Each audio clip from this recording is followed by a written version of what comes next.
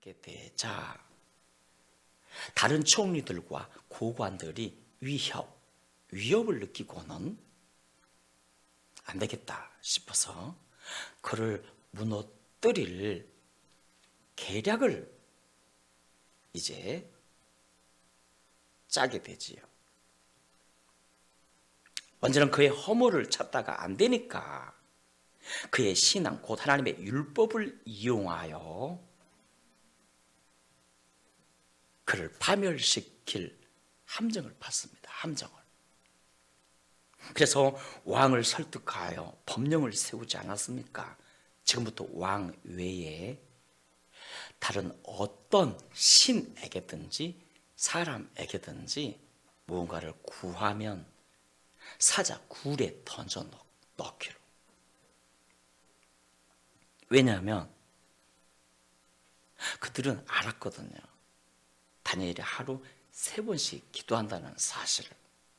그걸 이용하여 무너뜨릴 계략을 짠 거 아닙니까? 그래서 이런 상황이 다니엘에게는 위기였고 충격일 수밖에 없었지요. 지금껏 어떻게 쌓아 올린 성공인데 그 모든 것이 한순간에 물 거품될 위기 아니었습니까? 그런데요, 그럼에도 다니엘이 이런 상황에서 무엇을 선택한지 아십니까? 바로 감사 아니었습니까? 감사. 본문 10절에서 말씀했지요. 그가 그의 하나님께 감사하였다고.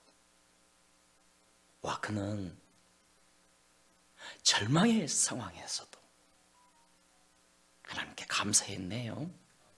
절망의 상황에서도. 어떻게 그게 가능했을까? 그 위기의 상황에서 어떻게 감사가 가능했을까? 다니엘은 그 절망의 상황에서도 은혜를 먼저 생각했었거든요. 주께서 주신 은혜들. 사실 그는 바벨론에 포로로 잡혀왔지만 하나님의 특별한 은혜로 그 나라의 지도자까지 되었고요. 지도자. 하나님이 그에게 은혜와 또한 총명과 탁월한 지혜를 주셨어. 그 큰 나라 바벨론에 총리까지 되지 않았습니까? 그래서 축복의 통로로 살아가게 해주신 하나님의 은혜. 그는 위기 상황에서 은혜를 생각했습니다. 자신에게 주셨던 하나님의 은혜. 와, 지금껏 살아온 삶이 다 은혜였네요. 돌아보니. 그는 위기 속에서도 은혜를 먼저 생각했기에 감사가 가능했고요. 바로 그의 감사가 기적을 만들어내지 않았습니까? 시편 50편에서 말씀했죠. 감사로 제사하는 자가 나를 하나님을 영화롭게 하나니 그의 행위를 옳게 하는 자에게 하나님의 구원이 임하리라고. 여러분, 헨리 프로스트라고 미국인 중국 선교사 아닙니까?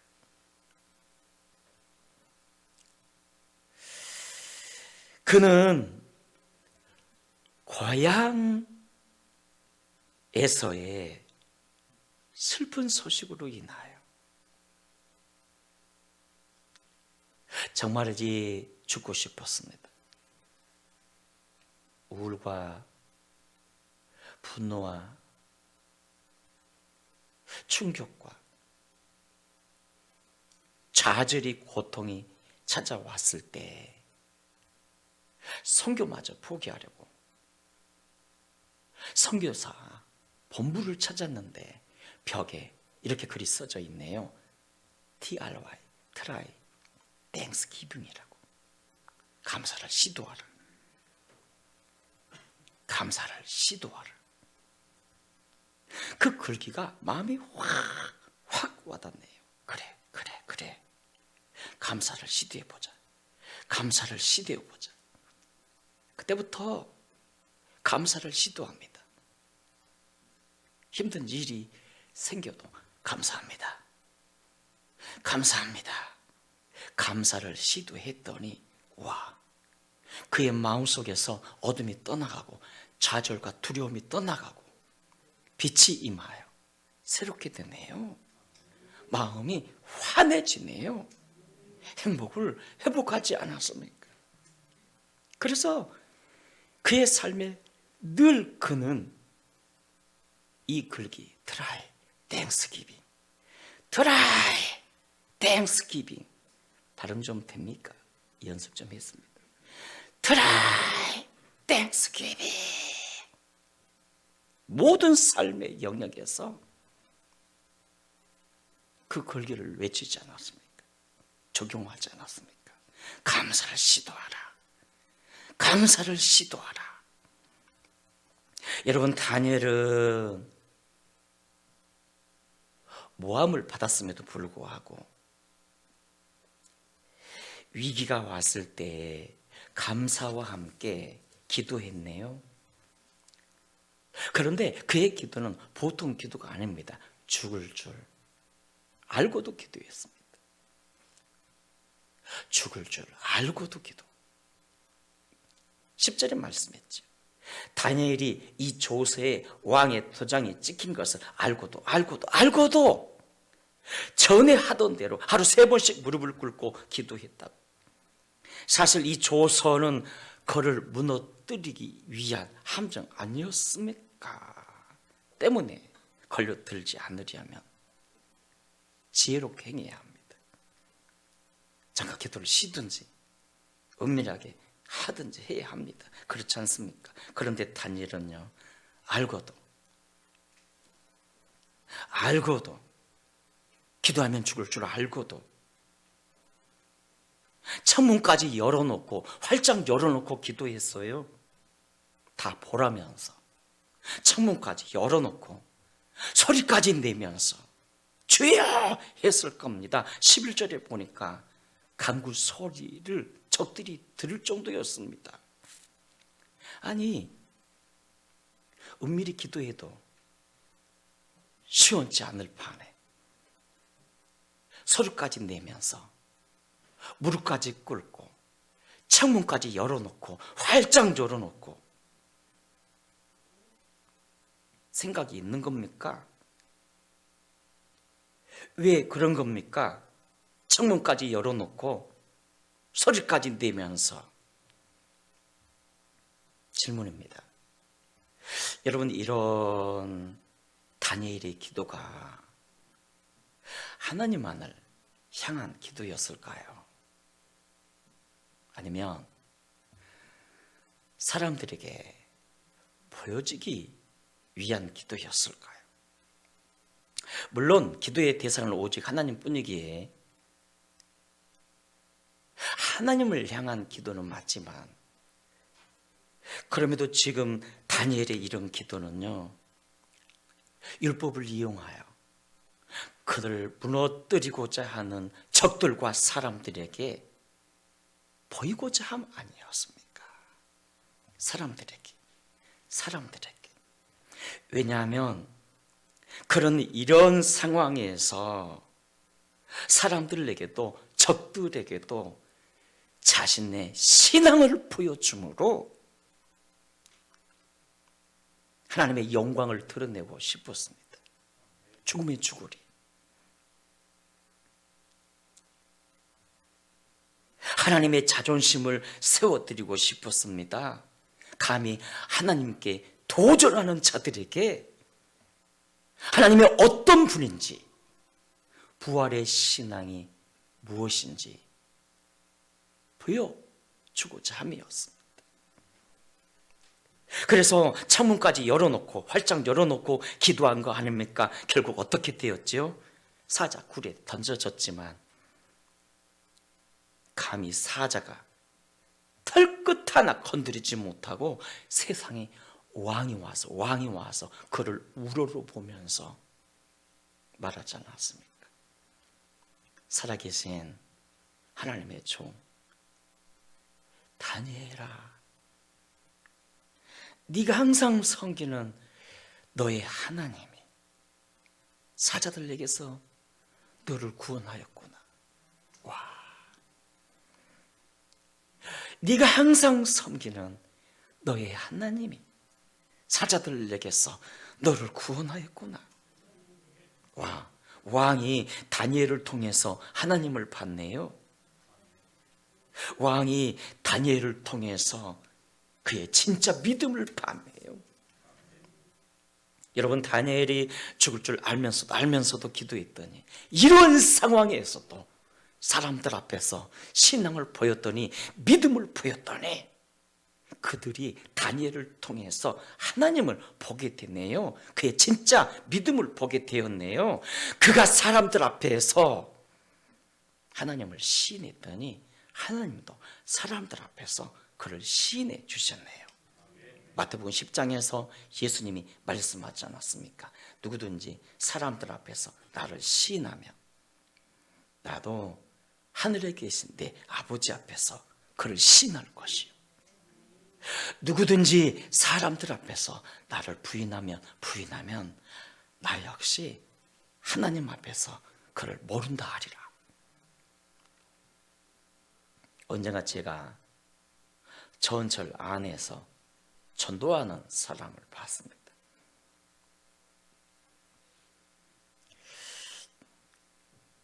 그 전도 방법이 제 스타일은 아니었고 조금은 어설퍼 보였지만 예수 믿어야 구원받는다며 그렇게 복음 전하는 그 용기, 담대함 멋지더라고요. 그래서 제가 그분을 보면서 여러 사람들 앞에서 그에게 다가가, 왜냐하면 그를 보는 시선이 별로 좋진 않았거든요. 그래서 제가 사람들 앞에서 그에게 나아가 나도 크리스찬이라며, 당신의 멋진 그 용기가 아름답다고, 진짜 당신은 하나님의 종이라고 말해주려고 막 일어서려는데 옆에서 수근거리는 소리가 들리네요. 뭐야? 시끄럽게. 꼭 저렇게 전도해야 해? 도리 하나님 영광 가리잖아. 그 소리를 듣는 순간 일어서려다가 도로 앉았습니다. 왜? 욕먹을까 봐. 나 역시 비판받을까 봐. 계획을 바꿨습니다. 그가 외침을 끝내고 한 사람 한 사람에게 전도지를 나눌 때 내 곁에 온다면 손 내밀고 그를 축복하고 칭찬하리라. 생각대로 그는 외치고 나서 한 사람 한 사람에게 전도지를 주는데 제 앞에 딱 와서 제 얼굴을 보는 순간 휙 돌더니 기차에서 내려보는 거, 가버리는 거. 충격이었습니다. 기회를 놓친 겁니다. 와, 사람들 앞에서 그가 용기 있다며 칭찬하며 축복해 주려 했는데 기회를 잃어버린 겁니다.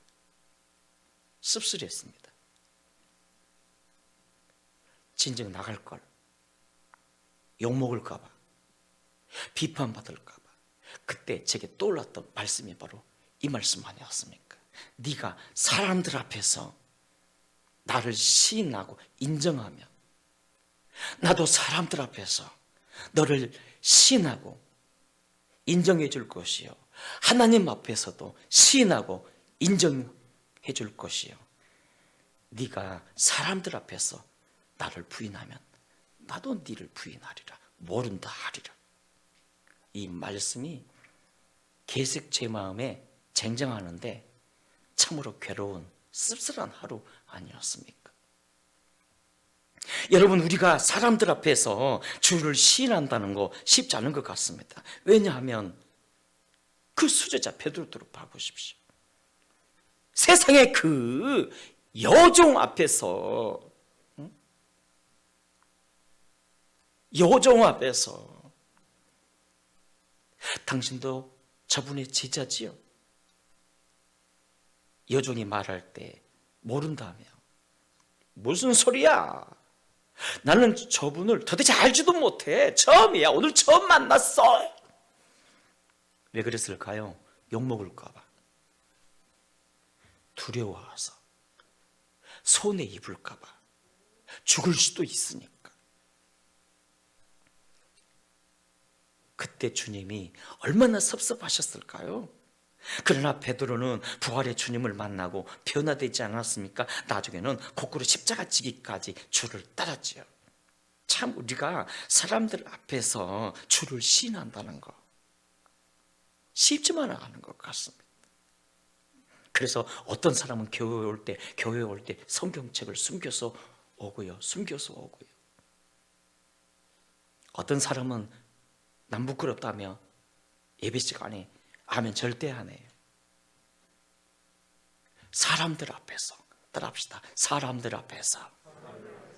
그러나 다니엘은요, 처음 그가 포로로 잡혀와 왕의 진미를 먹는 그 엄청난 기회가 주어졌음에도 그는 사람들 앞에서 신앙을 보이지 않았습니까? 우리는 하나님을 섬기는 사람들로서 이런 음식들로 우리를 더럽힐 수 없다고. 다니엘 1장 8절 이하에서 이렇게 기록하네요. 다니엘은 뜻을 정하여 왕의 음식과 그가 마시는 포도주로 자기를 더럽히지 아니하리라 하고, 자기를 더럽히지 아니하도록 환관장에게 구하니 하나님이 다니엘로 하여금 환관장에게 은혜와 긍휼을 얻게 하신지라. 와, 그는 어떤 상황에서든지 믿음을 보이겠다고, 하나님 앞에 서든지 사람 앞에 서든지 신앙을 보이겠다고 정했어요. 확정했어요. 결단했어요. 하나님은 그의 신앙을, 그의 믿음의 결단을 귀히 여기신 거 아닙니까? 내 영혼이 확정되고 확정되어 싸우니.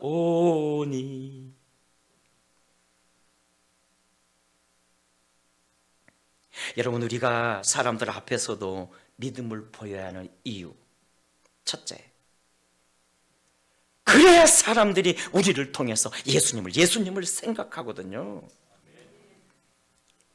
바울과 실라가 감옥에서 그렇게 하지 않았습니까? 만신 차이가 되도록 얻어맞고 얼마나 아팠을까요? 그럼에도 한 밤중에 일어나 하나님을 찬송하며 감사로 기도하네요. 어떤 일이 벌어졌습니까? 그럼에도 그런 상황에서 또 그들이 하나님을 찬송하고 감사하며 기도할 때 사도행전 16장 25절에 죄수들이 듣더라. 무슨 뜻이죠? 생각했더라는 겁니다. 도대체 저들이 믿는 예수는 누굴까? 어떤 분이시길래 저렇게 죽음 앞에서도 노래할 수 있을까? 감사할 수 있을까? 생각하지 않았습니까? 스테반도 마찬가지였고요. 그가 돌에 맞아 죽어가면서도 천사의 모습으로, 천사 같은 모습으로 사람들에게 그 돌 던지는 사람들에게 믿음을 보였을 때, 신앙을 보였을 때 누구보다 바울이 충격받지 않았습니다. 도대체 저들이 섬기는 예수는 누굴까? 어떻게 저게 가능할까? 정말 그들이 말하는 부활은 있는 것일까? 부활은 있는 것일까? 여러분, 우리가 사람들 앞에서 믿음을 보여야 하는 이유, 그들이 우리를 통해서 예수님을 생각하거든요. 우리를 통해서. 둘째, 우리가 사람들 앞에서도 믿음을 보여야 하는 이유, 그래야 사람들이 우리 믿음을 인정하거든요. 우리의 믿음. 본문에서 이 왕을 봐보십시오. 그가 다니엘을 향해서 이렇게 말하네요. 살아계신 하나님의 종 다니엘아, 네가 항상 섬기는 너의 하나님이, 네가 항상 섬기는 너의 하나님이 사자들에게서 너를 구원하셨구나. 무슨 뜻입니까? 야, 네 참 하나님이 좀 맞아. 네가 섬기는 하나님, 살아계신 하나님 맞고, 네는 진짜 하나님의 종 맞아. 진짜 하나님의 종 맞아. 여러분, 사람들이 우리 믿는 우리에게 감동받는 것이 그냥 막 잘되고 형통하고 승진하고 복받을 때가 아니랍니다. 잘되고 막 형통하고 승진할 때가 아니라 너무너무 힘든 상황에서도 믿음을 보이고 신앙을 보일 때, 그때 가장 감동받는다고 합니다. 그럼에도 믿음을 보일 때. 할렐루야. 그리고 셋째, 우리가 사람 앞에서 믿음을 보여야 하는 이유, 땅에서 매이며 하늘에서도 매이고요, 땅에서 풀면 하늘에서도 풀리거든. 여러분, 제가 잊지 못한 두 사람이 있습니다. 하나는 승현이라고. 제가 어느 교회에, 전도사 때 어느 교회에 부임을 해서 만난 친구인데요. 이 친구 당시 고3이었음에도 불구하고 굉장히 방황하지 않았습니까?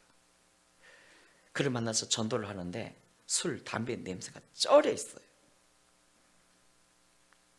그에게 예수 그리스도의 복음을 전하고, 하나님이 택한 사람인지 마음이 활짝 열려서 눈물로 예수님을 영접하더라고요. 그 이후에 완전히 변한 거예요. 술, 담배 끊고 정말 열심히 공부도 하는데, 문제는 부모들이었습니다. 우리가 죽으면 누가 우리 위해 제사 지내주지? 그게 걱정인 거예요. 그래서 아들을 불러다가 사정도 해보고, 아들아, 교회 다니지 마라. 교회들은 제사 안 지낸다며. 제사도 안 지낸다며. 교회 다니지 마라. 안 되니까 막 협박도 해보고 어느 때까지 답을 주라. 만약 그렇지 않으면 호적에서 너 이름을 파겠다. 그가 며칠간 기도하더니 지혜롭게 부모에게 말하네요. 아빠, 엄마, 제가 교회 다니기 전까지 어떻게 살았는지 알긴 하세요. 늘 술 먹고 담배 피고 어떤 친구를 만난지 아세요. 그랬던 제가 교회를 다니며 예수님을 만나서 완전히 변했습니다. 열심히 공부하고 있고요. 보고 계시지 않습니까? 정말 부모님들께서 나를 사랑하신다면 내가 예수 더 잘 믿도록 밀어주셔야지요. 선택하십시오. 제가 옛날로 돌아가게 할 것인지, 저를 옛날로 돌아가게 할 것인지. 부모님이 예수 믿으면 좋겠지만 그렇지 못하더라도 나를 예수 잘 믿으라고 밀어주시든지. 부모들이 두 손 두 발 다 들지 않았습니까? 그래, 그럼 물어보자. 너가 전도사님 만나고 네가 변했다고 하는데, 그렇다면 나는 평생에 너를 여기까지 키웠는데, 밥 해주고 옷 사입히고, 너가 전도사가 너를 위해 해준 게 뭐냐? 우리 전도사님 집에 가면 라면 끓여줍니다.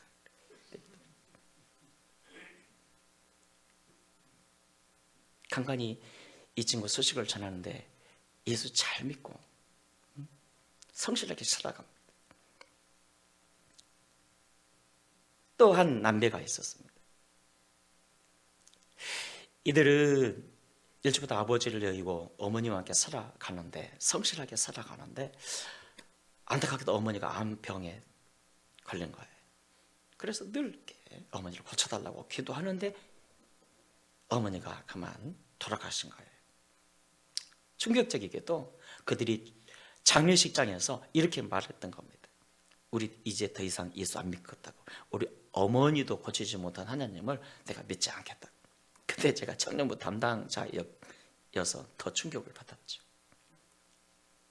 슬프기도 하고 약간은 얄밉기도 하고. 그런데요, 사람이 시간이 지나면서 마음도 변하잖아요. 그 이후에 그들이 아무리 이전처럼 신앙을 회복하려 해도 예전으로 돌아오지 않는 거예요. 사람들 앞에서 주를 부인했더니 아무리 회복하려 해도 이게 안 되는 거예요. 이게 안 되는 거예요. 이제 말씀을 맺습니다. 사랑하는 여러분, 다니엘의 믿음은요, 정하는 믿음 아니었습니까? 그는 어떤 상황에서도 믿음을 보이겠다고 정했습니다.